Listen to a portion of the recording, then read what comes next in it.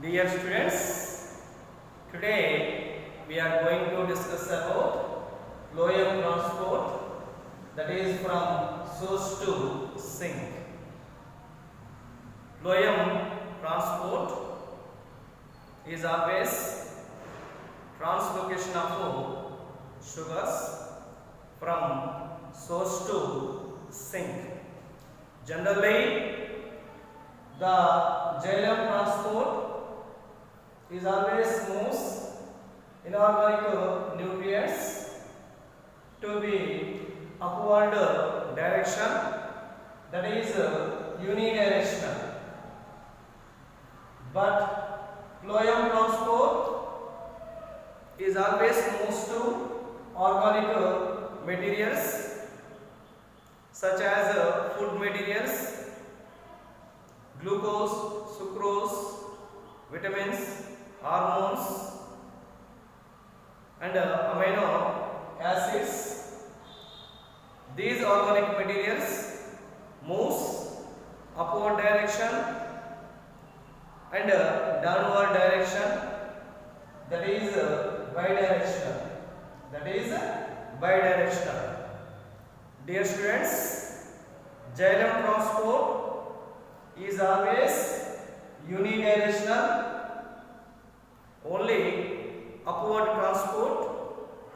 Phloem transport is always bidirectional, that is upward and downward transport.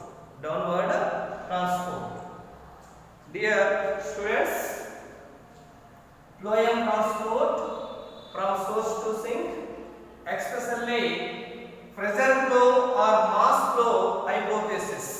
Pressure flow or mass flow hypothesis.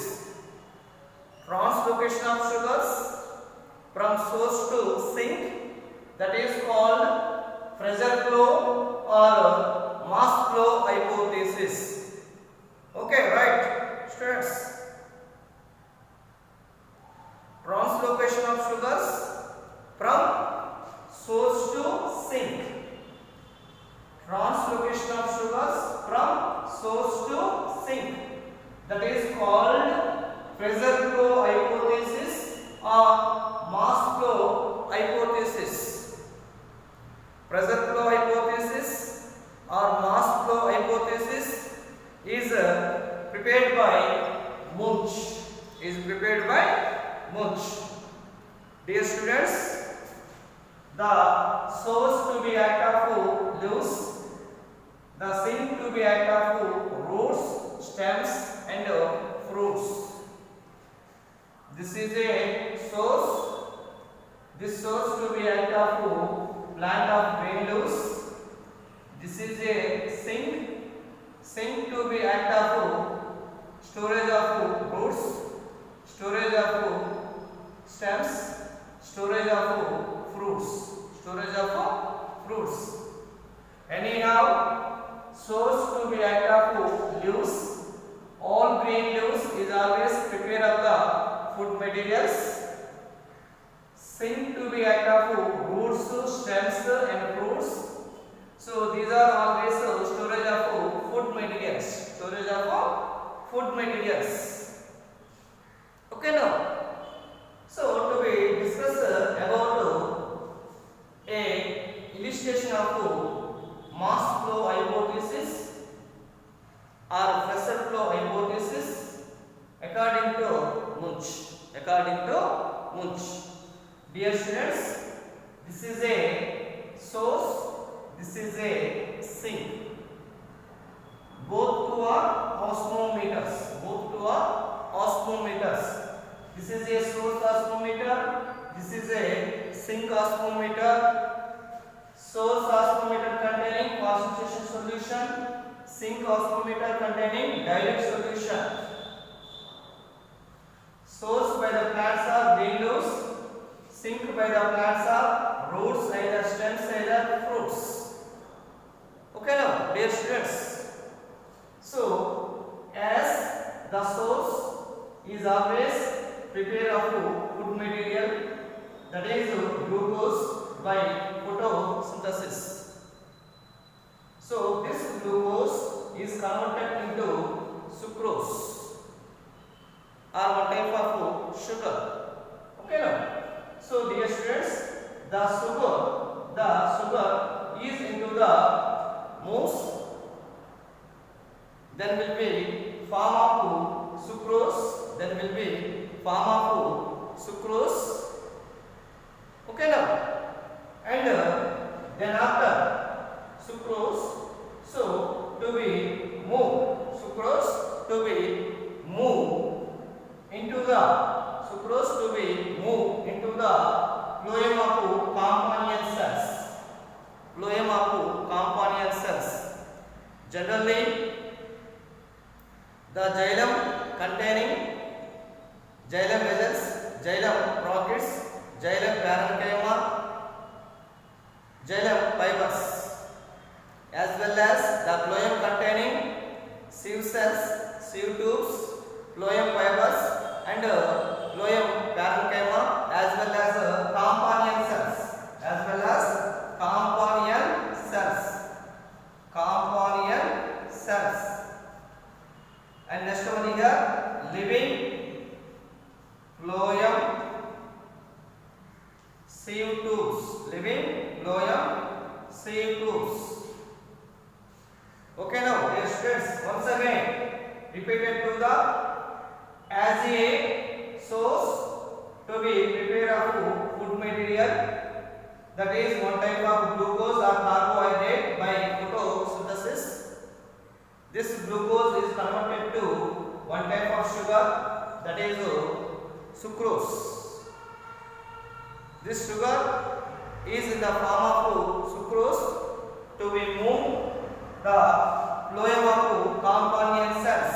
This is a phloem. This is a phloem. The phloem of companion cells.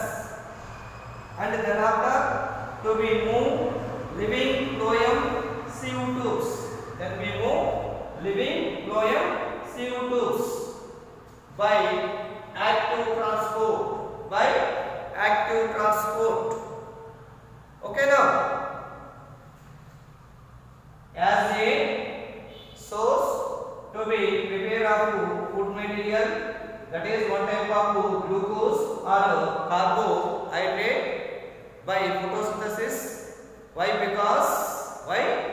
Because all being used to be carry out photosynthesis to be make amount some food materials. So in this time the source to be act of green leaves. So this glucose is converted to one type of sugar, that is sucrose. This sugar in the form of sucrose then will move to the phloem of companion cells, and then after move to the living phloem sieve tubes. The living phloem sieve tubes by active transport. By active transport. Okay now, by active transport.